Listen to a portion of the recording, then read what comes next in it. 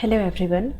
आज हम net economics दिसंबर 2014 का पेपर 2 डिस्कस करेंगे। इसके पहले मैंने बहुत सारे पेपर को ऑलरेडी सॉल्व कराया है। जिसने भी नहीं देखा है इसके पहले के सारे पेपर्स को वो वीडियो के प्लेलिस्ट में जाके देख सकता है।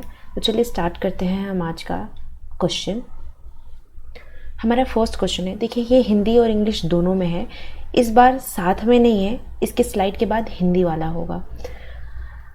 तो हमारा फर्स्ट क्वेश्चन है, which is called the Gaussian second law. तो गॉसन ने कई सारे लॉ दिए हैं, जिसमें से फर्स्ट लॉ बोला जाता है diminishing law of marginal utility को, यानी कि यहाँ पे जो दिया है law of diminishing marginal utility, इसको बोलते हैं गॉसन फर्स्ट लॉ। और लॉ ऑफ इक्वी मार्जिन इसको बोलते हैं गॉसन सेकेंड लॉ। तो हमारा आंसर क्या हो जाएगा? Answer number first. नेक्स्ट है हमारा, when a consumer is in equilibrium MRS XY is 2.5, if the price of a commodity Y is 16, then what will be the price of commodity X? तो अगर हम marginal rate of substitution XY को हम formula लिखें, तो इसका formula अगर हम प्राइस के टर्म में लिखें तो price of X upon price of Y होता है।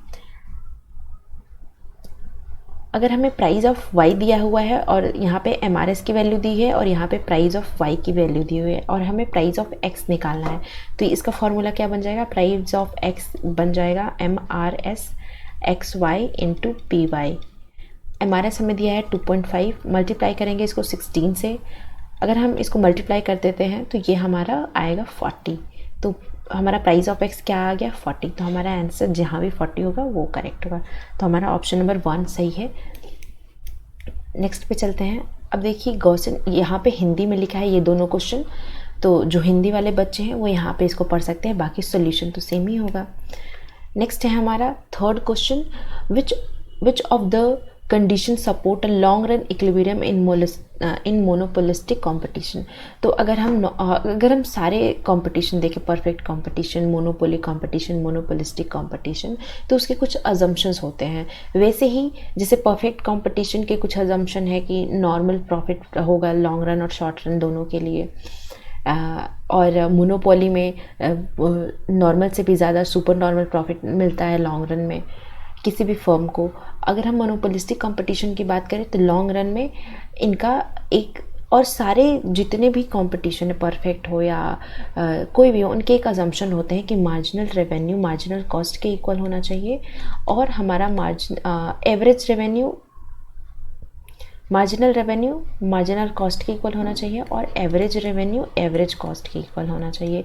ये दोनों हमारे अजम्पशन सभी में होंगे। और एक और अजम्पशन होता है कि जो मार्जिनल कॉस्ट है वो ऐसे बिलो से कट करना चाहिए। तो मोनोपोलिस्टिक कंपटीशन लॉन्ग रन में क्या सपोर्ट करेगा? तो ये लॉन्ग रन में यही इसका अजम्पशन सपोर्ट करता है कि ये दोनों एक दूसरे के इक्वल होने चाहिए। तो जहाँ भी ऐसे ऑप्शन दिखेंगे वही करेक्ट हो जाएगा। तो ये हमें फर्स्ट में ही मिल गया कि MR इजकल टू MC और AR इजकल टू AC। तो ऑप्शन नंबर फर्स्ट करेक्ट हो जाएगा।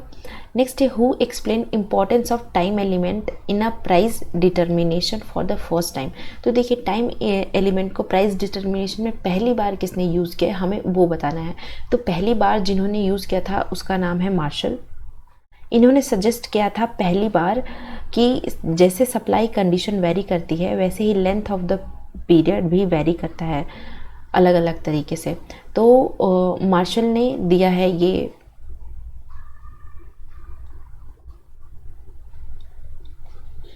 फर्स्ट टाइम के लिए, और इन्होंने 3 टाइम पीरियड दिया है। पहले को बोला है मार्केट टाइम मार्केट पीरियड, दूसरे को बोला है शॉर्ट पीरियड, और तीसरा है लॉन्ग पीरियड। तो फर्स्ट टाइम इन्होंने ये 3 पीरियड कंडीशन दी हुई थी। इन्होंने 3 तरह के पीरियड को सजेस्ट किया था, और प्राइस डिटर्मिनेशन में ये 3 पीरियड रोल निभाते हैं उसके बारे में बताया था। और ये तीसरा और चौथा का हिंदी यहाँ पे है, तो जिसको हिंदी में देखना है वो हिंदी में पढ़ सकता है। नेक्स्ट क्वेश्चन है, law of diminishing returns begin to operate when. तो लॉ ऑफ डिमिनिशिंग रिटर्न्स कब ऑपरेट होता है? तो अगर हम लॉ ऑफ डिमिनिशिंग रिटर्न की बात करें, यानी कि हमें डिमिनिशिंग रिटर्न्स मिलना स्टार्ट हो जाता है जब, अगर हम इसकी बात करें ऐसे, हमारा जब टोटल प्रोडक्ट, और ये कब, ये टीपी है, और ये कब डिमिनिशिंग होगा ये हमें बताना है। तो ये डिमिनिशिंग तब होगा जब हमारा मार्जिनल प्रोडक्ट फॉल करना स्टार्ट करेगा। हमारा मार्जिनल प्रोडक्ट जब फॉल करना स्टार्ट करता है तब ये डिमिनिशिंग होता है। और ये थोड़ा सा ये टेढ़ा बन गया है, अगर हम इसको मिलाएं ऐसे तो एकदम, जब वो एकदम पीक पे होता है तो ये ज़ीरो पे होता है हमारा एमपी, और ये डिमिनिशिंग करने लगता है तो ये पूरा, ये भी फॉल करने लगता है।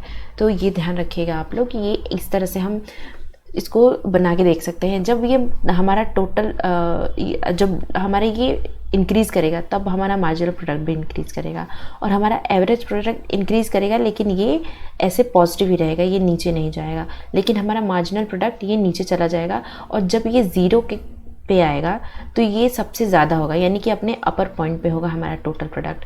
तो law of diminishing returns operate होता है कब, जब हमारा मार्जिनल प्रोडक्ट ऐसे नेगेटिव चला जाता है। तो हमारा ऑप्शन डी यहाँ पे करेक्ट हो जाएगा।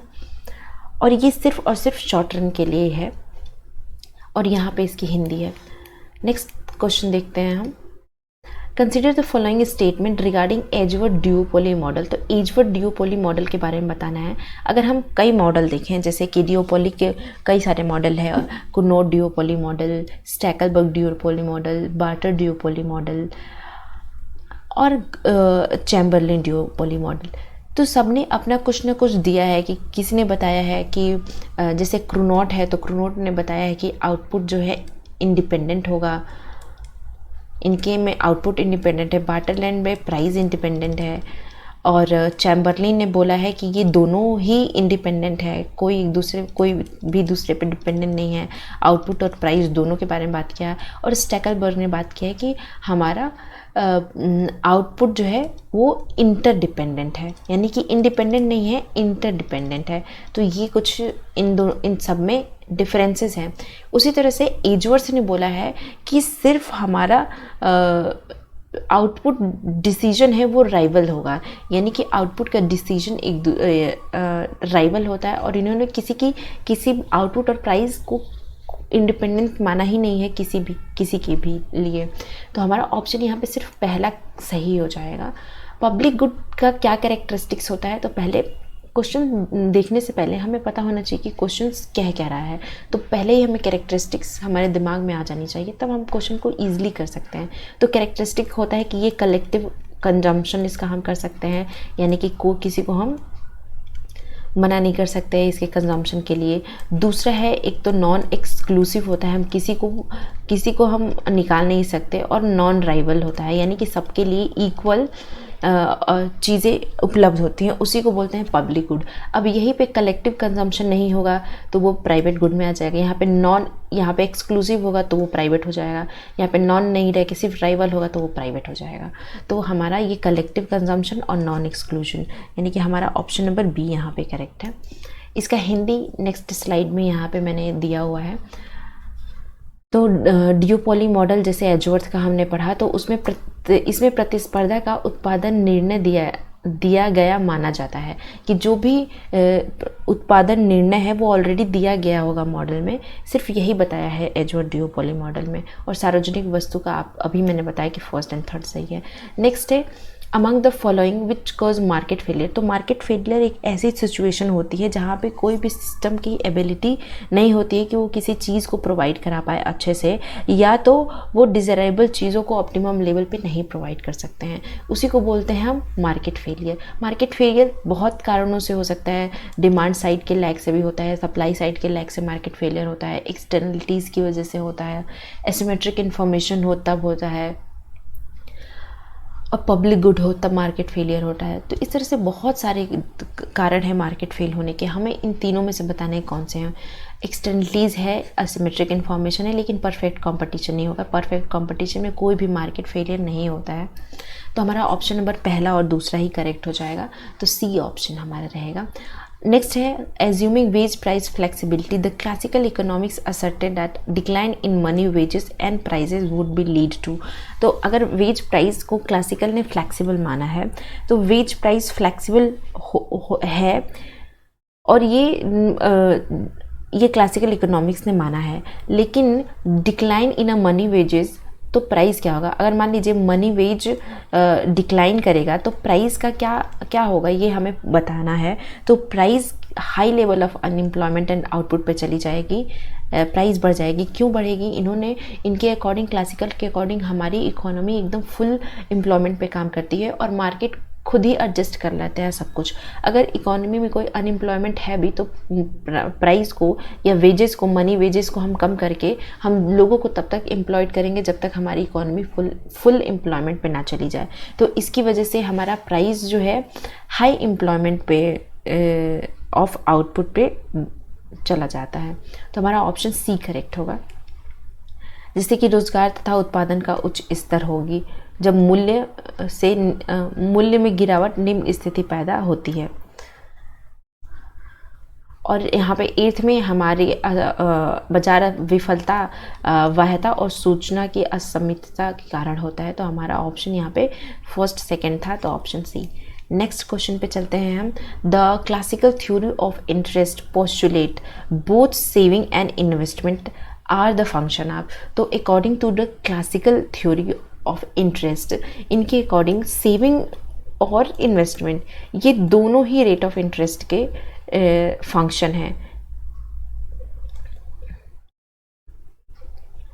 ये दोनों किसके फंक्शन है? ये रेट ऑफ इंटरेस्ट के फंक्शन है। ये दोनों फंक्शन है रेट ऑफ इंटरेस्ट। इसको हम आर से डिनोट करते हैं। इसका मतलब क्या हो गया कि जो रेट ऑफ इंटरेस्ट है वो डिटरमाइन करेगा कि सप्लाई ऑफ सेविंग क्या होगा और डिमांड फॉर कैपिटल यानी कि इन्वेस्टमेंट क्या होगा। तो यहाँ पे रेट ऑफ इंटरेस्ट हमारा करेक्ट आंसर होगा। नेक्स्ट है the relative income hypothesis of Duesenberry suggested that income increases consumption function curve shift above and therefore. अगर हमारा इनकम कंजम्पशन कर्व ड्यूजनबेरी के अकॉर्डिंग क्या था, तो ड्यूजनबेरी ने अपनी रिलेटिव इनकम हाइपोथेसिस में क्या बताया था कि किसी भी लोगों का जो कंजम्पशन है उनके पास्ट कंजम्पशन पे डिपेंड करता है। ऐसा नहीं है कि उनके पास जो अभी इनकम है उसके ऊपर डिपेंड करेगा। तो इन्होंने बैकवर्ड लुकिंग अप्रोच को अपनाया था। बैकवर्ड लुकिंग यानी कि कोई भी आदमी या पर्सन अपनी अभी का कंजम्पशन उसके पास्ट और प्रीवियस कंजम्पशन पे डिपेंड करेगा, जिसको उन्होंने रेटचेट इफ़ेक्ट का नाम दिया था। और लोगों का कंजम्पशन एक खुद की ज़रूरतों के हिसाब से ना डिपेंड होकर दूसरे कैसे कंजम्पशन करें उन पे डिपेंड करता है, जिसको उन्होंने डेमोन्स्ट्रेशन इफ़ेक्ट का नाम दिया था। तो अगर हम बात करें कि जैसे जैसे इंक्रीज़ होगा कंजम्पशन में तो वो किसका फंक्शन होगा, तो वो फंक्शन होगा एवरेज प्रोपेंसिटी टू कंज्यूम। इसका रिमेन सेम होगा। मतलब हमारा APC हम पहले जैसा था वैसे ही हम अभी भी कंज्यूम करने की कोशिश करेंगे, भले हमारा इनकम कुछ भी हो। जैसे कि हमारा यहाँ पे कंजम्पशन फंक्शन है YC का यानी कि प्रेजेंट कंजम्पशन का, और YPP का जो पास्ट पीक कंजम्पशन करते थे, इसके ऊपर हमारा कंजम्पशन डिपेंड करता है। इस वजह से इनकम के इंक्रीज़ होने के बाद जो हमारा कंजम्पशन फंक्शन कर्व है वो शिफ्ट करेगा और हमारा एवरेज प्रोपेंसिटी टू कंज्यूम है वो कांस्टेंट ही रहेगा, वो कम नहीं होगा। इसीलिए हमारा ऑप्शन यहाँ पे C करेक्ट है।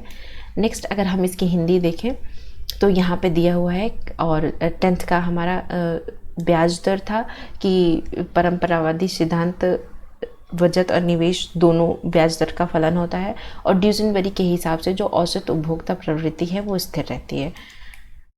नेक्स्ट क्वेश्चन है हमारा, who among the following is said inflation is everywhere and always a monetary phenomena. अगर कभी भी किसी भी चीज़ को मॉनेटरी फिनोमेना बोला जाए तो वो फ्रीडमैन ने दिया है, क्योंकि फ्रीडमैन ही मॉनेटरिस्टिक थे और इन्होंने मनी को भी स्टेबल माना है, वेलोसिटी ऑफ मनी को भी स्टेबल माना है। तो ये ध्यान रखिएगा आप लोग। तो ऑप्शन नंबर C यहाँ पे करेक्ट है।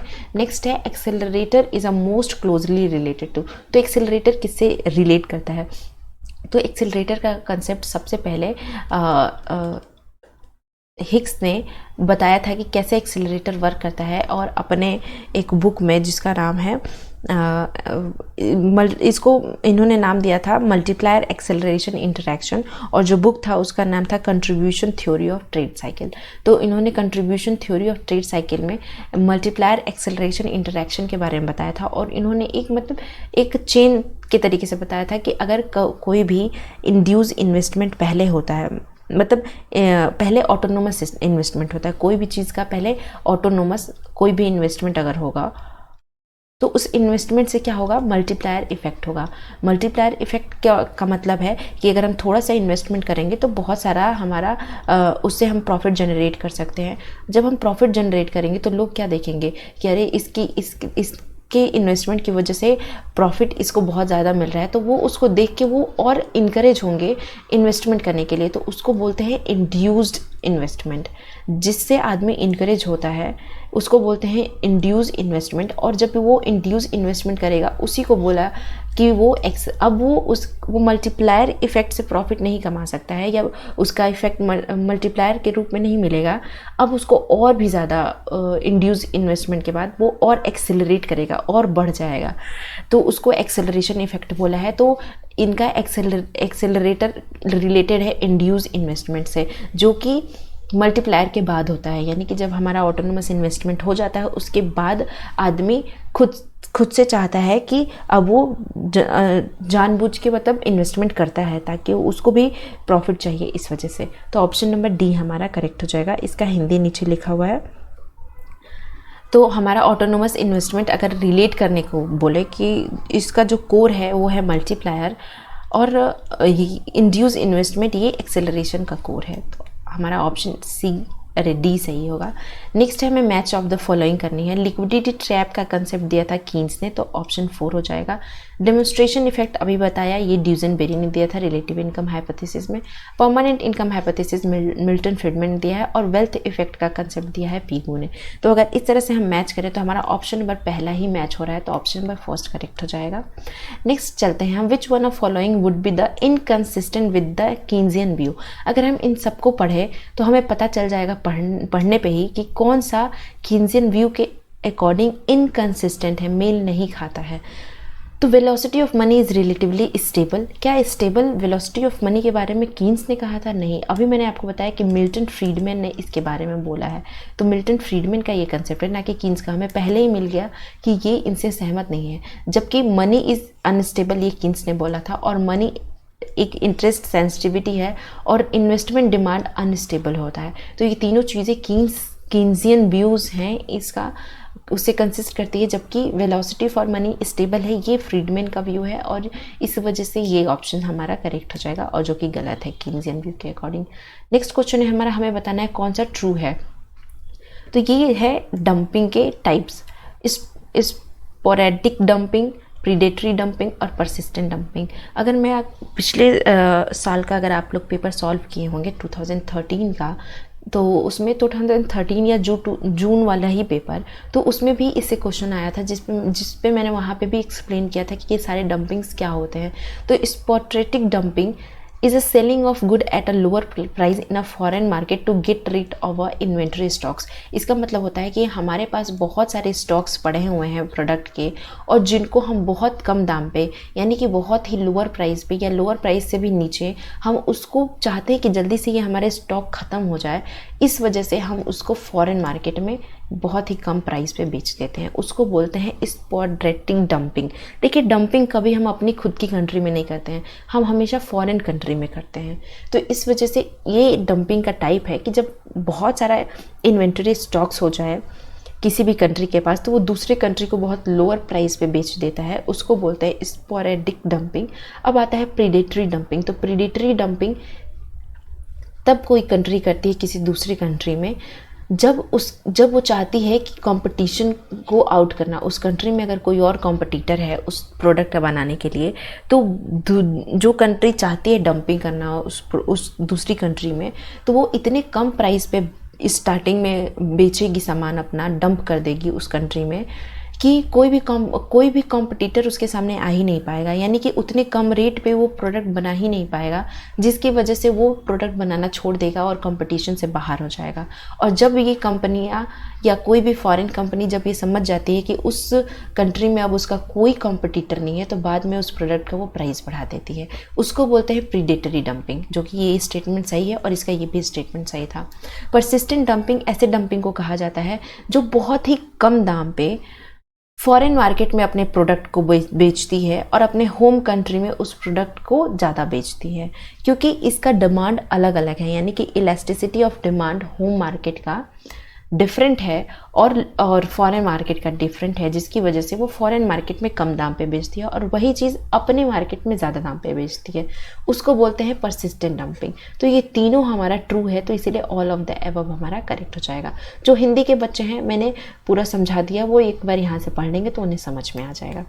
नेक्स्ट क्वेश्चन है हमारा, according to the comparative advantage theory. अब कंपैरेटिव एडवांटेज थ्योरी रिकार्डो का है, तो international trade will not take place. तो कब इंटरनेशनल ट्रेड नहीं होगा? तो कंपैरेटिव एडवांटेज थ्योरी में तभी तो इंटरनेशनल ट्रेड, रिकार्डो ने बोला है कि तब इंटरनेशनल ट्रेड होगा कि जब एक कंट्री सफिशिएंट है दोनों प्रोडक्ट बनाने के लिए, तब हमारा अगर वो सफिशिएंट है तो भी हम कर सकते हैं ट्रेड।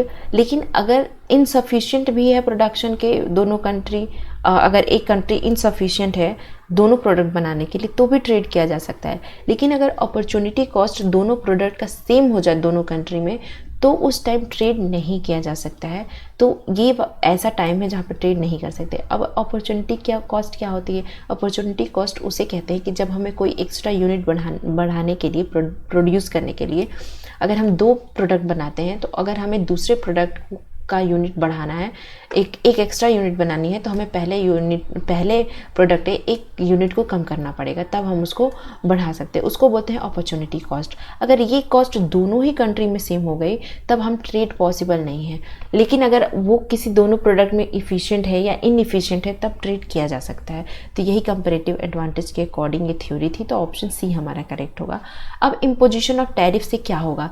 तो कभी भी जो भी कंट्री अगर इम्पोज करती है टैरिफ, तो उसको, तो उस कंट्री को वेलफेयर होता है और उसका टर्म्स ऑफ ट्रेड भी इम्प्रूव हो जाता है, यानी कि terms of trade will be improve, but volume of trade जो है वो क्या होगा? घट जाता है, यानी कि volume of trade will be volume of trade decrease कर जाएगा। इतना समझ लीजिए कि अगर कोई भी कंट्री टैरिफ लगाती है तो उससे क्या हो जाएगा? टर्म्स ऑफ ट्रेड तो इम्प्रूव हो जाएगा, यानी कि improvement in terms of trade, लेकिन वॉल्यूम ऑफ ट्रेड डिक्रीज हो जाता है। लेकिन ओवरऑल जो वेलफेयर है टैरिफ लगाने वाली इम्पोजिशन कंट्री का बढ़ जाता है, क्योंकि टैरिफ लगाने से क्या होता है? उसके जो होम मार्केट, जो डोमेस्टिक प्रोडक्ट हैं, उसको इंकरेजमेंट मिलती है और वो दूसरे मार्केट में बेच सकते हैं, जिसकी वजह से इसको फ़ायदा होता है, यानी टर्म्स ऑफ ट्रेड इम्प्रूव हो जाती है। इसका हिंदी यहाँ पे लिखा हुआ है, तो जिसको हिंदी में पढ़ना है वो यहाँ से देख सकता है पॉज करके।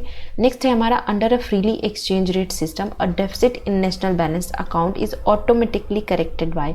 यानी कि जब फ्री एक्सचेंज रेट सिस्टम हो, तो अगर डेफिसिट है बैलेंस ऑफ पेमेंट में, बैलेंस ऑफ पेमेंट अकाउंट में, तो वो कैसे ऑटोमेटिकली कैसे करेक्ट होगी? तो ऑटोमेटिक का जो कंसेप्ट है, जब डेप्रिसिएशन होगा उसकी करेंसी का, तब वो ऑटोमेटिक ही करेक्ट हो जाएगी। अब देखिए 4 कंसेप्ट है।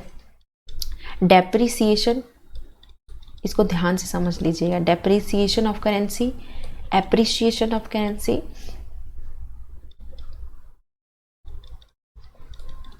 और एक होता है डीवैल्यूएशन, और एक होता है एवैल्यूएशन। ये 4 कंसेप्ट है और इसमें आपको डिफरेंस पता होना चाहिए। अगर आप डिफरेंस नहीं बता पाएंगे तो आप बहुत सारे क्वेश्चंस को गलत कर सकते हैं। इसका डिफरेंस है, अगर डेप्रिसिएशन होता है और या तो एप्रिसिएशन होता है, इसका मतलब ये ऑटोमेटिक होता है। ऑटोमेटिक मार्केट जो भी चल रहा है, मार्केट के अकॉर्डिंग ये ऑटोमेटिक डेप्रिसिएशन और एप्रिसिएशन होता है, जबकि डीवैल्यूएशन और एवैल्यूएशन कोई भी कंट्री की मॉनेटरी अथॉरिटी जानबूझ के करती है। यानी कि जब जानबूझ के किया जाता है कोई भी करेंसी का हम डीवैल्यू यानी करेंसी की वैल्यू को कम कर दिया अगर जानबूझ के, तो उसको हम डी वैल्यू कहते हैं, और करेंसी की वैल्यू को अपना बढ़ा दिया जानबूझ के तो उसको ए वैल्यू कहते हैं। जबकि डेप्रिसिएशन और एप्रिसिएशन ये मार्केट डिसाइड करता है कि कौन सी करेंसी की वैल्यू चल रही है। तो अगर यही हमसे पूछा था कि अगर फ्री एक्सचेंज रेट सिस्टम है और उसमें ऑटोमेटिकली कैसे करेक्ट हो जाएगा बैलेंस ऑफ पेमेंट, यानी कि ऑटोमेटिक ही डेप्रिसिएशन हो गया है हमारी करेंसी डॉलर के मुकाबले में, तो इस वजह से हमारा बैलेंस ऑफ पेमेंट करेक्ट हो जाएगा। डेप्रिसिएशन होने की वजह से बैलेंस ऑफ पेमेंट कैसे करेक्ट हो सकता है, तो अगर हमारा कंसेप्ट दोनों का सेम ही है बट ये ऑटोमेटिक होता है और इसको जानबूझ के किया जाता है। अगर हम मान लीजिए हमारा डॉलर एक डॉलर 80 रुपये के बराबर थी पहले, लेकिन अभी इस $1 को हम 85 रुपये कर दिए, ये ऑटोमेटिक अगर हो गया तो इसको बोलते हैं हम डेप्रिसिएशन। ठीक, अगर इसी काम को अगर जानबूझ के मॉनेटरी अथॉरिटी अपनी कंट्री की जानबूझ के अपनी करेंसी की वैल्यू को गिरा दे और 80 रुपये से 85 रुपये कर दे, तो ये क्या होगा, इसको हम बोलेंगे डीवैल्यूएशन। तो ये दोनों कंसेप्ट है, और इसकी वजह से क्या होता है, इसकी वजह से हमारा जो एक्सपोर्ट है वो बढ़ जाएगा। यानी कि जो भी लोग हमारे यहाँ से $1 देके 80 रुपये का सामान खरीद ले रहे थे, अब वो $1 देके 85 रुपये का सामान खरीद सकते हैं। तो जिसकी वजह से हमारा एक्सपोर्ट बढ़ेगा और हम मतलब इंपोर्ट कम होगा। तो डेप्रिसिएशन और डीवैल्यूएशन का यही कंसेप्ट होता है कि हमारा बैलेंस ऑफ पेमेंट करेक्ट हो जाता है। अगर वो ऑटोमेटिक हो तो भी होता है, और अगर जानबूझ के किया जाए तो भी होता है। तो हमारा ऑप्शन नंबर पहला सही है कि मुद्रा में मूल्यह्रास से। नेक्स्ट क्वेश्चन पे चलते हैं कि Massachusetts treaty lead to a creation of which of the following. तो ये ट्रीटी ने, जब ये ट्रीटी हुई थी तो उसमें क्या क्रिएट हुआ था, क्या यूरोपियन पार्लियामेंट हुआ था, ये हुआ था, लेकिन नहीं, ये यूरोपियन यूनियन को क्रिएट किया था, और ये ट्रीटी हुई थी 1991 में। तो ये ध्यान रखिएगा आप लोग कि इसमें यूरोपियन यूनियन बना था, क्रिएट हुआ था। नेक्स्ट क्वेश्चन है हमारा, असर्शन है according to the Mundell imbalances in balance of payment is caused by initial differences in the unit factor cost. तो इम्बैलेंसेज बैलेंस ऑफ पेमेंट में कब होता है, तो ये जब हमारा unit factor cost initial level पे डिफरेंस हो जाता है तो बैलेंस ऑफ पेमेंट इनबैलेंस हो जाता है। ये तो हमारा करेक्ट है। दूसरा है free movement of goods will correct a imbalances in balance of trade. तो no, this is incorrect. Balance of trade हम फ्री मूवमेंट ऑफ गुड्स कर देंगे, उसकी वजह से नहीं होगा, जबकि बैलेंस ऑफ ट्रेड हमें करेक्ट करने के लिए हमें एक्सपोर्ट को इनकरेज करना पड़ेगा और इंपोर्ट को डिस्करेज करना पड़ेगा। तो इस वजह से हमारा बैलेंस ऑफ ट्रेड अच्छा होगा या बैलेंस ऑफ पेमेंट हमारा बढ़िया होगा। तो हमारा ये ऑप्शन तो गलत है और पहला सही है, तो हमारा ऑप्शन नंबर सी करेक्ट हो जाएगा। नेक्स्ट क्वेश्चन पे चलते हैं। अब देखिए, मैसेच्यूसेट्स संधि में यूरोपियन संघ का जन्म हुआ और मुंडेल फ्लेमिंग के अनुसार साधनों की इकाई लागत में शुरुआती अंतर के कारण भुगतान संतुलन में असंतुलन आ जाता है। तो ये सही है, जबकि ये गलत है कि दोनों अगर हम वस्तुओं का निर्बाध आवाजाही करें तो असंतुलन सही हो जाएगा। तो ये गलत है। स्टॉपलर-सैमुअल्सन के हिसाब से थ्योरी को पोस्टुलेट करना है कि क्या है कि इम्पोजिशन ऑफ टैरिफ के बाद नेशन कैसे कर्ज होगा, कर्ज the real income of the nation. तो ये स्टॉपलर-सैमुअल्सन, ये इंपॉर्टेंट थ्योरी है इंटरनेशनल ट्रेड का। और स्टॉपलर-सैमुअल्सन ने क्या बोला था, यहाँ पे मैं आपको एक ब्रीफली बता दे रही हूँ कि उनके अकॉर्डिंग जो फ्री है और अनरिस्ट्रिक्टेड इंटरनेशनल ट्रेड है, ये बेनिफिट करेगा अबंडेंट कंट्री को रिलेटिवली। मतलब अगर हमारा विदाउट टैरिफ, बिना टैरिफ के अगर जब ट्रेड हो रहा है, यानी कि जब फ्रीली ट्रेड हो रहा है, तो उस टाइम क्या होगा, उस टाइम फ्री ट्रेड की वजह से अबंडेंट फैक्टर को बेनिफिट होगा, यानी कि यहाँ पे मैं लिख दे रही हूँ कि abundant factor get benefited and scarce factor को हर्ट होगा, यानी कि इसको हर्ट होगा जब फ्री होगा हमारा ट्रेड। लेकिन अगर टैरिफ इम्पोज हो गया तो रियल रिटर्न जो है इस स्कार्स ऑफ फैक्टर का वो बढ़ जाएगा, यानी कि फ्री ट्रेड की वजह से अबंडेंट फैक्टर बेनिफिटेड हो रहा था और स्कार्स फैक्टर को हर्ट हो रहा था। लेकिन अगर टैरिफ इम्पोज हो गया, अगर यहाँ पे टैरिफ इम्पोज हो गया तो उसकी वजह से क्या होगा कि जो स्कार्स फैक्टर है उसका रियल रिटर्न जो है वो बढ़ जाएगा और अबंडेंट फैक्टर का जो अबंडेंट फैक्टर के नेचर है उनको सफ़र करना पड़ेगा, यानी कि इसका स्कार्स फैक्टर का real return of the factor nation वो इंक्रीज़ हो जाएगा स्कार्स फैक्टर का। तो यहाँ पे ये स्कार्स फैक्टर है, इसका रियल रिटर्न बढ़ जाएगा और अबंडेंट फैक्टर सफ़र करने लगेगा, ये सफ़र करेगा। अब इस थ्योरी को क्या कहा है, इस थ्योरी को हम बोलते हैं कि the effect of tariff on factor price, the effect of tariff on factor price. और इसका मतलब क्या है कि जो टैरिफ बेनिफिट करेगा, टैरिफ की वजह से अब क्या होने लगेगा, जो पहले अबंडेंट फैक्टर बेनिफिटेड था अब स्कार्स फैक्टर को बेनिफिट होगा, यानी कि अब जो कम है फैक्टर उसको बेनिफिट होने लगेगा और जो हमारा अबंडेंट फैक्टर है इसको हर्ट होगा, यानी कि इसको लॉस होगा। तो यही पूरा कंसेप्ट था कि अगर कोई टैरिफ लगा देगा तो हमारा real national income of the nation है वो स्कार्स फैक्टर के लिए बढ़ जाएगा। तो ऑप्शन बी हमारा करेक्ट होगा। और इसी को क्रिटिसाइज़ करने के लिए मेट्जलर ने इसको क्रिटिसाइज़ किया और मेट्जलर पैराडॉक्स दिया और इसमें उन्होंने बोला कि ये गलत बात है। अबंडेंट फैक्टर को इम्पोजिशन ऑफ टैरिफ के बाद अबंडेंट फैक्टर हमारा ज़्यादा उसको बेनिफिट होता है स्कार्स फैक्टर से, और इन्होंने टैरिफ को डोमेस्टिक प्राइस के रूप में उसका इफेक्ट बताया था मेट्जलर ने।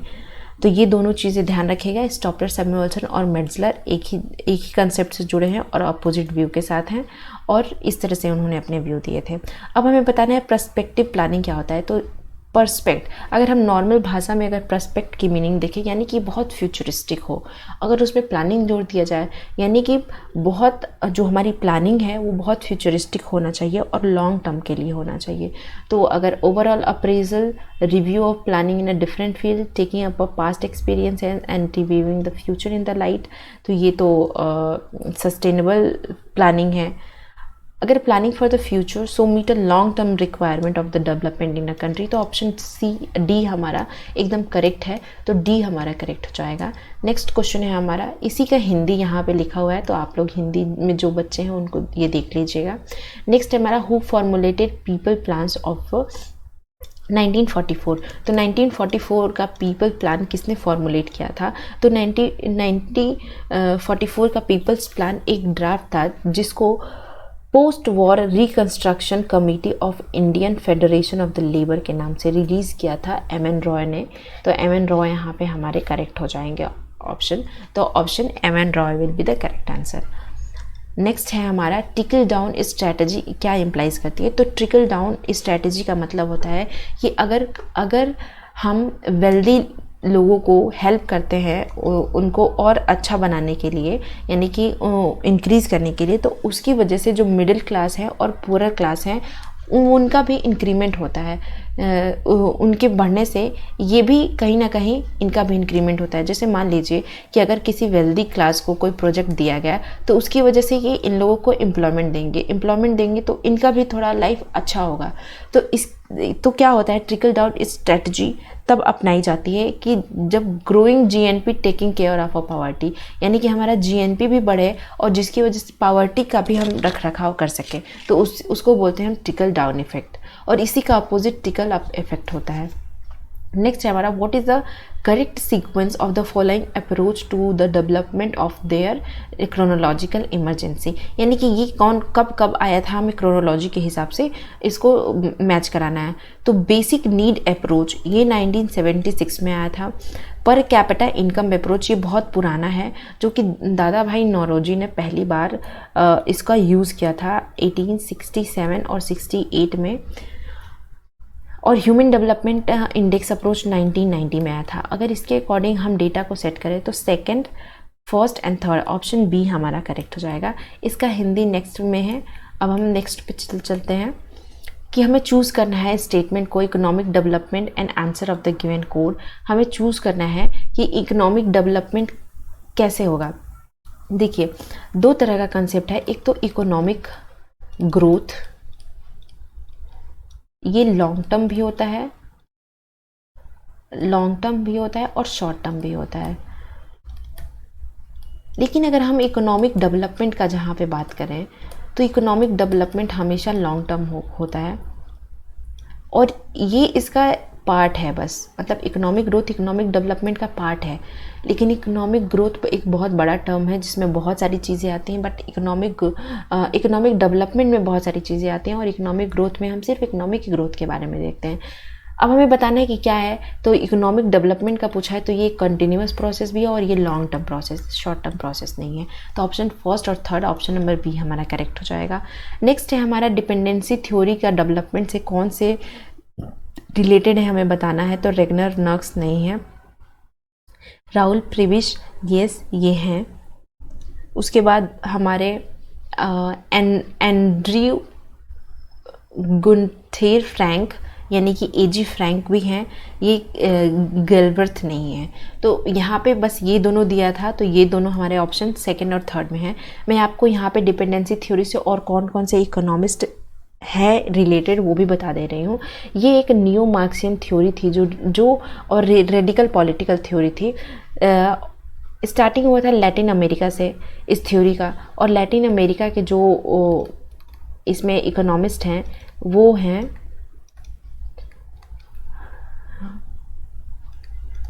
ओस्वाल्डो शंकेल, फिर फेरांडेस कार्डोसो में भी इनका प्रोनाउंसिएशन कुछ और भी हो सकता है, बट हम इसको ऐसे ही अभी मुझे तो यही समझ में आ रहा है, यही बोलेंगे। सेल्सो फुर्टैडो, उसके बाद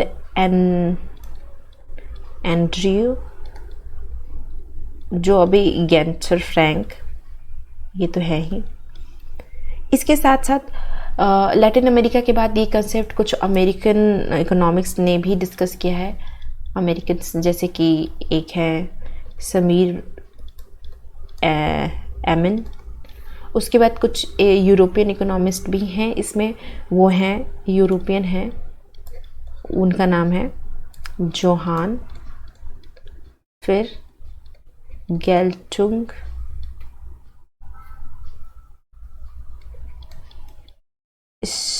स्टॉर्ट हॉलैंड, फिर फ्रांस सॉन्डर्स। तो इतने इकोनॉमिक्स डिपेंडेंसी थ्योरी से रिलेट करते हैं। हमें दो पूछा था तो हमने यहाँ पे लगा दिया। नेक्स्ट चलते हैं हम, इसका हिंदी यहाँ पे दिया हुआ है। What is the true for new classical growth model. तो न्यू क्लासिकल ग्रोथ मॉडल के अकॉर्डिंग हमें बताना है कि कौन सा ट्रू है। तो अगर हम न्यू क्लासिकल की बात करें तो न्यू क्लासिकल में हैं जो एक इम्पॉर्टेंट हैं। हमें बेसिकली इसके अजम्पशंस के बारे में बात करना है। तो rate of interest and profit are flexible, क्या ये फ्लैक्सिबल होता है, हमें ये बताना है। तो yes, according to the new classical ये फ्लैक्सिबल होता है। कैपिटल इज़ हेट्रोजीनियस, तो नो, ये होमोजीनियस की बात करते हैं। उसके बाद आता है परफेक्ट कॉम्पिटिटिव प्रिवेल्स, तो yes, and capital and labour are substitute, तो ये भी सही है। कुछ और भी सोलो ने बहुत सारे अपने उनके अकॉर्डिंग ये हेरेडोमर मॉडल का एक्सटेंशन था सोलो का मॉडल, और सोलो के अकॉर्डिंग जो हेरेडोमर थे उनका अजम्पशन बहुत ही अनरियलिस्टिक था, और जिसकी वजह से उन्होंने कुछ अपने अलग अजम्पशन दिए थे, जिसमें उन्होंने लेबर सप्लाई को एक्सोजीनियसली डिटरमाइन किया था। और लेबर का जो ग्रोथ है वो एक्सपोनेंशियली होता है, लेकिन कांस्टेंट लेवल पे होता है। उनके साथ साथ ये डिमिनिशिंग रिटर्न्स को सेपरेटली अप्लाई करते हैं लेबर और कैपिटल पे। और लेबर और कैपिटल ही सिर्फ दो ही फैक्टर नहीं है किसी भी प्रोडक्शन के लिए, उन्होंने एक तीसरा फैक्टर टेक्नोलॉजी को भी इंट्रोड्यूस किया था, और इन्होंने एक्सोजीनियस डिटरमाइंड हुआ था लेबर सप्लाई यहाँ पे।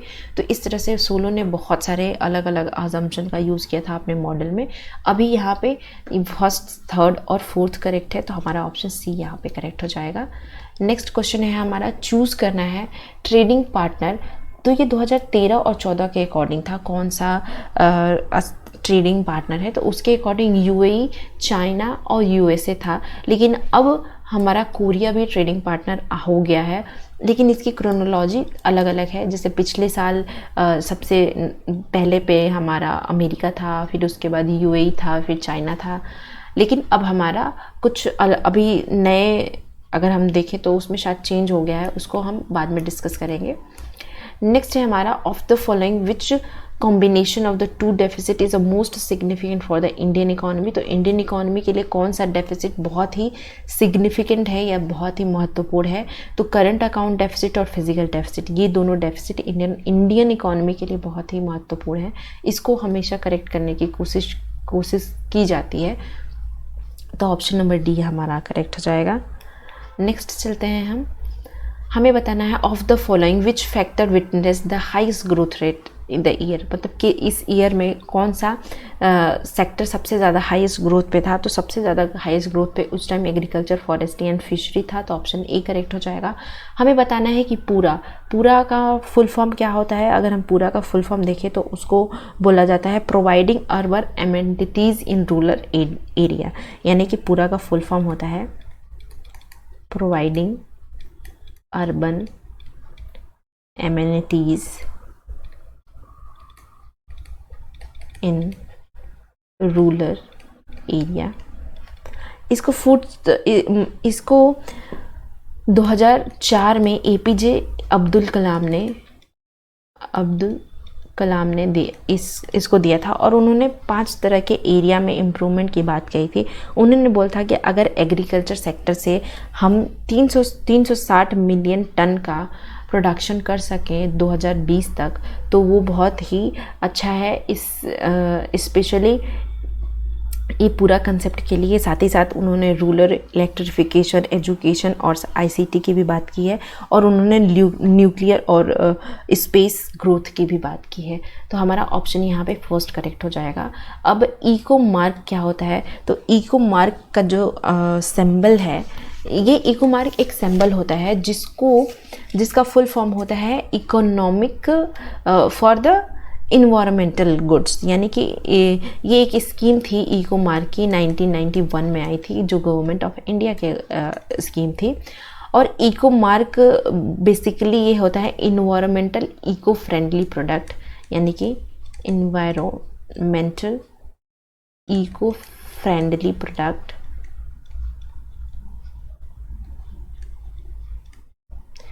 इसमें जो इसकी एडवाइजरी बॉडी है, यानी जो इसको जारी करती है कि कौन सा इको मार्क देना है, उसको ब्यूरो ऑफ इंडियन स्टैंडर्ड के अकॉर्डिंग दिया जाता है।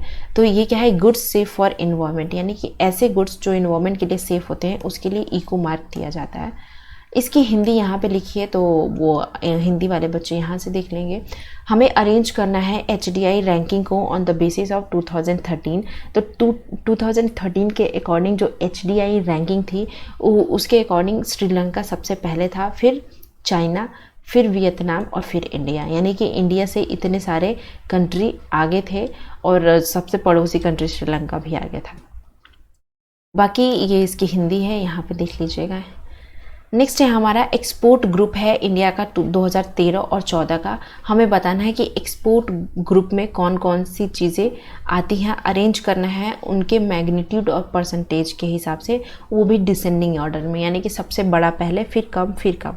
तो उस टाइम के हिसाब से अगर हम इसको अरेंज करें तो सबसे पहले इंजीनियरिंग गुड्स आता है, फिर उसके बाद एग्रीकल्चर एंड एलाइड प्रोडक्ट्स, फिर जेम्स एंड ज्वेलरी और फिर टेक्सटाइल एंड और रेडीमेड गारमेंट्स। तो ऑप्शन नंबर बी यहाँ पे करेक्ट हो जाएगा। इसकी हिंदी यहाँ पे लिखी हुई है। नेक्स्ट चलते हैं, टेक्निक यूज किया गया है इनकरेज करने के लिए प्रोडक्शन और कंजम्पशन को, goods and generate positive externalities are referred as. तो यानी कि कौन सी ऐसा टेक्निक है जिसको कंजम्पशन एंड प्रोडक्शन को इनकरेज करने के लिए यूज़ किया गया है, तो उसको बोलते हैं टैक्स इंटेंसिव एंड वाउचर। तो ये एक टेक्निक है जिसकी वजह से हम पॉजिटिव एक्सटर्नलिटीज़ को जनरेट कर सकते हैं, टैक्स इंसेंटिव देके प्रोड्यूसर को और बाउचर्स देके कंजम्पशन को, कंज्यूमर को। विच of the canon of the taxation is provided by Adam Smith. तो अब एडम स्मिथ ने कैनन ऑफ टैक्सेशन दिया था कि किस हिसाब से टैक्स को इम्पोज करना चाहिए, तो उनके हिसाब से उन्होंने दी थी इक्विटी यानी कि इक्वलिटी के हिसाब से, फिर सर्टेनिटी यानी कि जो आदमी जैसा दे सकता है उसके हिसाब से, उसके बाद कन्वीनियंस होना चाहिए उसके पास देने का, और इकोनॉमी के यानी कि इकोनॉमी कैसी है उसके हिसाब से टैक्सेशन उन पे लगना चाहिए। तो ये 4 टैक्सेशन का कंसेप्ट दिया था कैनन ऑफ टैक्सेशन के नाम से एडम स्मिथ ने। तो ये हमारा बी में मैच कर रहा है, तो बी हमारा करेक्ट ऑप्शन हो जाएगा। नेक्स्ट क्वेश्चन है, इसका हिंदी वर्जन यहाँ पे है। नेक्स्ट चलते हैं, displacement effect peacock and Wiseman hypothesis के हिसाब से। तो देखिए, पिकॉक एंड वाइसमैन हाइपोथेसिस ने बोला था कि जो स्टेट में एक्सपेंडिचर होना चाहिए ये जर्क लाइक फैशन होना चाहिए। ये तो आप लोग ये वर्ड याद रख लीजिएगा कि जर्क लाइक फैशन, ये पिकॉक वाइसमैन ने दिया था वैगनर के हाइपोथेसिस के बाद। वैगनर ने स्टेट में एक्सपेंडिचर को बढ़ाने का कंसेप्ट दिया था, यानी कि ज़्यादा से ज़्यादा एक्सपेंडिचर करना चाहिए गवर्नमेंट को। लेकिन पिकॉक वाइसमैन ने 3 तरह के इफ़ेक्ट को बताया था अपने उसमें कि कैसे गवर्नमेंट को एक्सपेंडिचर करना चाहिए। एक को बोला था डिस्प्लेसमेंट इफेक्ट, एक को बोला था कंसंट्रेशन, और एक को बोला था इंस्पेक्शन। डिस्प्लेसमेंट इफेक्ट उस इफेक्ट को कहते हैं जब हमारा टैक्सेस और एक्सपेंडिचर ओल्डर लेवल से अब मूव करके हायर लेवल पे चला जाए, यानी कि जितना ज़्यादा से ज़्यादा अगर एक्सपेंडिचर होगा इकॉनमी में तो लोगों को टैक्सेस देने से कोई ज़्यादा प्रॉब्लम नहीं होगी और वो टैक्स लेवल को भी अब बढ़ा देंगे। तो यानी कि ओल्डर टैक्स से अब हमारा टैक्स हायर पे शिफ्ट हो गया, उसको हम बोलते हैं डिस्प्लेस हो गया टैक्स और एक्सपेंडिचर का, तो उसको डिस्प्लेसमेंट इफेक्ट बोला जाता है। कंसंट्रेशन इफेक्ट उसे बोलते हैं कि जब कोई भी इकोनॉमी में ग्रोथ होता है तो सेंट्रल गवर्नमेंट का कंट्रीब्यूशन ज़्यादा होता है स्टेट गवर्नमेंट के, तो उसको बोलते हैं कंसंट्रेशन इफेक्ट। और इंस्पेक्शन इफेक्ट उस इफेक्ट को बोलते हैं कि जब हमारी इकोनॉमी में कोई प्रॉब्लम हो उसको सोल्यूशन प्रोवाइड करे गवर्नमेंट, उसको बोलते हैं इंस्पेक्शन इफेक्ट। तो ये 3 तरह के इफेक्ट दिए गए थे इकोनॉमी में और अच्छे से एक्सपेंडिचर को बढ़ाने के लिए। तो हमारा ऑप्शन नंबर बी यहाँ पे करेक्ट है कि older level of public expenditure and taxation to be the newer and higher level. तो हमारा ऑप्शन बी करेक्ट हो जाएगा। नेक्स्ट ऑप्शन पे चलते हैं, the most important characteristics of federation. तो फेडरेशन का कैरेक्टरिस्टिक्स क्या होता है, सबसे इंपॉर्टेंट कैरेक्टरिस्टिक्स। तो फेडरेशन का इम्पॉर्टेंट कैरेक्टरिस्टिक्स ये होता है कि जो सेंट्रल और स्टेट गवर्नमेंट हैं उनके कार्य को एकदम अलग अलग से डिवाइड कर देना और वो अपने कार्य को इंडिपेंडेंटली कर सके, उसको हम फेडरेशन बोलते हैं। तो इसका मोस्ट इम्पॉर्टेंट कैरेक्टरिस्टिक्स यही होता है कि non correspondence between the function of and resources of the state and central government, यानी कि किसी भी तरह का कोई इंटरफेरेंस नहीं होना चाहिए सेंट्रल एंड स्टेट गवर्नमेंट के कार्यों में। तो हमारा ऑप्शन बी यहाँ पे करेक्ट हो जाएगा। नेक्स्ट क्वेश्चन है, physical consolidation at a state can be achieved by, यानी फिजिकल कंसोलिडेशन स्टेट कैसे अचीव कर सकता है। तो ये अचीव कर सकता है टैक्स जीडीपी रेशियो को बढ़ा के और रेशनलाइज कर सकता है सब्सिडी को। इस तरह से हमारा फिजिकल कंसोलिडेशन स्टेट अचीव कर सकता है। तो ऑप्शन सी हमारा करेक्ट हो जाएगा। नेक्स्ट क्वेश्चन पे चलते हैं। अरेंज करना है क्रोनोलॉजिकल ऑर्डर में कि ये किसने किसने दिया था, कब कब दिया था। तो डायरेक्ट टैक्स इंक्वायरी कमेटी का फाइनल रिपोर्ट ये वांचो कमेटी ने 1971 में दिया है। Final report on relation and simplification of tax structure, तो इसको दिया है इंडियन टैक्स रिफॉर्म, ये 1956 में इसको किया गया था। और टैक्सेशन इंक्वायरी कमीशन, इसको ये 1953 में आया था। और फाइनल रिपोर्ट जो सबमिट की गई थी इसके स्ट्रक्चर से, ये 1967 में की गई थी। अगर हम इसके अकॉर्डिंग इसको अरेंज करें तो सबसे पहले हमारा फोर्थ आएगा, फिर थर्ड, और फिर सेकंड, और लास्ट में फर्स्ट। तो हमारा ऑप्शन यहाँ पे फर्स्ट करेक्ट हो जाएगा। इसका हिंदी यहाँ पे लिखा हुआ है। नेक्स्ट चलते हैं, हम आइडेंटिफाई करना है। अब देखिए यहाँ पे हमें स्टेट लिस्ट में कौन कौन सा टैक्सेस इन्वॉल्व है लिस्ट 2 में। तो इससे रिलेटेड मैंने एक revenue power of state and revenue power of central, ये एक वीडियो मैंने अभी रिसेंट ही पोस्ट किया है। और आप लोग यकीन मानिए ये पीछे जितने भी पेपर थे सब में एक एक क्वेश्चन इसमें इस टॉपिक से स्पेशली पूछा गया है। तो आप इसको एकदम रट जाइए कि कौन से लिस्ट में, लिस्ट 1 में सेंट्रल ने कौन कौन से टैक्सेशन लगाए हैं और स्टेट ने कौन कौन से टैक्सेशन लगाए हैं, जिसकी वजह से ऐसे क्वेश्चन आपके गलत ना हो। तो टैक्स ऑन मिनरल राइट्स, ये this is the state government power. Tax on luxuries, ये भी स्टेट गवर्नमेंट का पावर होता है। Tax on stamp duty respect to the bill of exchange, cheques and promissory note, ये सेंट्रल गवर्नमेंट के under आता है। और एक्साइज ड्यूटी ऑन टोबैको, ये भी सेंट्रल गवर्नमेंट के ही अंडर आता है। तो इस तरह से हमारा option first and second he correct होगा, बाकी ये दोनों नहीं करेक्ट होंगे। इसका यहाँ पे हिंदी में दिया हुआ है, हिंदी वाले बच्चे देख लेंगे। अब लमसम ग्रांट क्या होता है, देखिए एक होता है लमसम टैक्स जिसको हम शिफ्ट नहीं कर सकते। लमसम ग्रांट क्या होता है, इसके बारे में अगर हम देखें तो लमसम ग्रांट वैसे ग्रांट को कहते हैं कि जो कि डिपेंड नहीं होता है किसी भी के ऊपर, और इसका इफेक्ट और रिसिप्ट्स, ये देखिए ऐसे अनुदान जिसकी राशि प्राप्तकर्ताओं के तुल्य प्रयास पर निर्भर नहीं हो, इसको देना ही देना है। एक मुश्त मतलब एक बार हमें इसको देना ही होता है। तो उस वैसे को हम बोलते हैं एक मुश्त अनुदान या लमसम ग्रांट। तो हमारा ऑप्शन नंबर डी यहाँ पे करेक्ट है। और लैस्प्रे एंड पास्चे इंडेक्स का गुणोत्तर माध्य यानी ज्योमेट्रिकल मीन किसने दिया था, तो वो ज्योमेट्रिकल मीन दिया था फिशर ने, और इन्होंने इस तरह से लैस्प्रे और पास्चे इंडेक्स को वो किया था। अब लैस्प्रे इंडेक्स अपवर्ड बायसनेस है, पास्चे इंडेक्स डाउनवर्ड बायसनेस है, इसको ध्यान रखिएगा। एजवर्थ और इन्होंने दोनों का सम बताया था, लैस्प्रे एंड पास्चे का।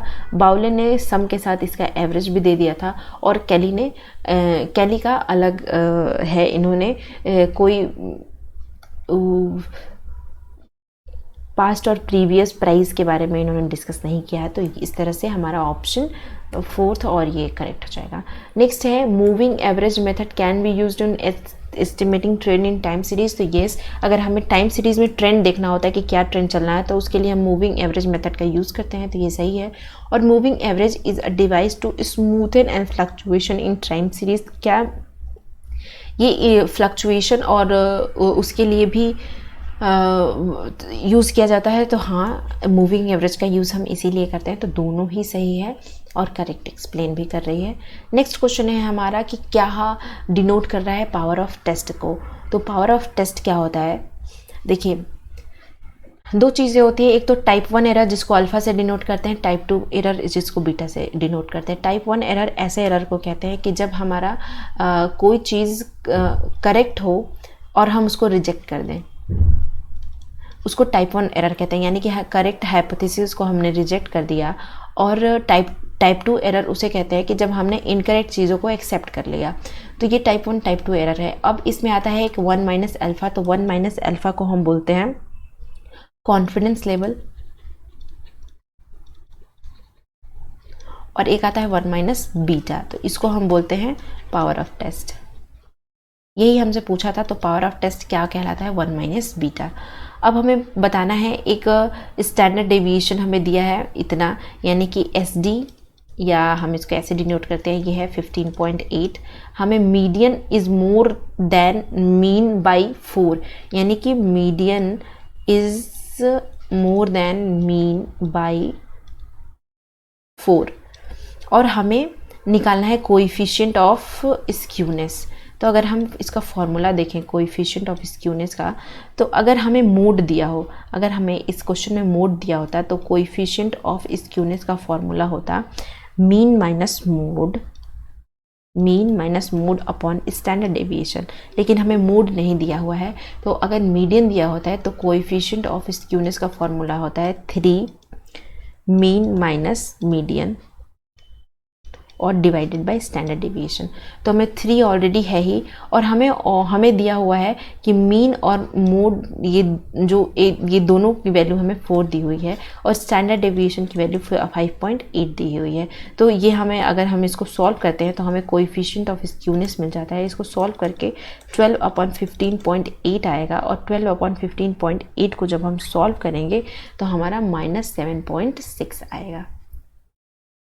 आई होप आप लोगों को समझ में आया। देखिए यहाँ पे मीडियन बड़ा था मीन से, ठीक, मतलब यहाँ पे मीन फॉर्मूले में अगर हम देखें तो मीन मीडियन से बड़ा है, लेकिन यहाँ पे क्वेश्चन में बोला था मीडियन बड़ा है मीन से, तो ये 4 ना बन के ये -4 बन जाएगा, क्योंकि हाँ ये तो उल्टा बोल दिया ना, तो इसलिए ये यहाँ पे ये माइनस आएगा वैल्यू, और जब हम इसको सॉल्व करेंगे तो -0.76 आएगा। तो ऑप्शन नंबर फर्स्ट हमारा करेक्ट हो जाएगा।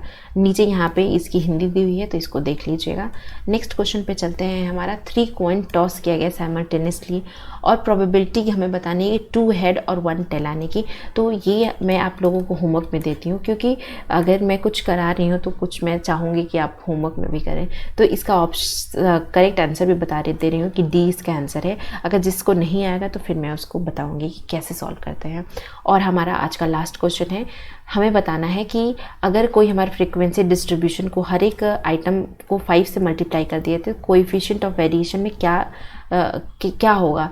तो अगर हम कोएफिशिएंट ऑफ वेरिएशन का फॉर्मूला देखें तो ये क्या होता है, ये स्क्वायर होता है कोएफिशिएंट ऑफ स्टैंडर्ड डेविएशन का स्क्वायर होता है। इसका फॉर्मूला देखें हम तो ये होता है standard deviation of 1 mean into 100। अगर मान लीजिए अगर इसकी सारी फ्रीक्वेंसी डिस्ट्रीब्यूशन को हम 5 से मल्टीप्लाई करते हैं तो इसका कोएफिशिएंट ऑफ वेरिएशन तो हमारा चेंज नहीं ही होगा, क्योंकि ये इसकी प्रॉपर्टी है, तो ये अनचेंज्ड रहेगा। इसलिए ऑप्शन नंबर हमारा फर्स्ट करेक्ट हो जाता है। तो आज हमने 2014 का पेपर 2 डिस्कस किया है दिसंबर का। अब हम आगे पेपर 3 डिस्कस करेंगे, और इस तरह से हम कोशिश करेंगे कि जल्दी हम पेपर्स को सॉल्व करें। तो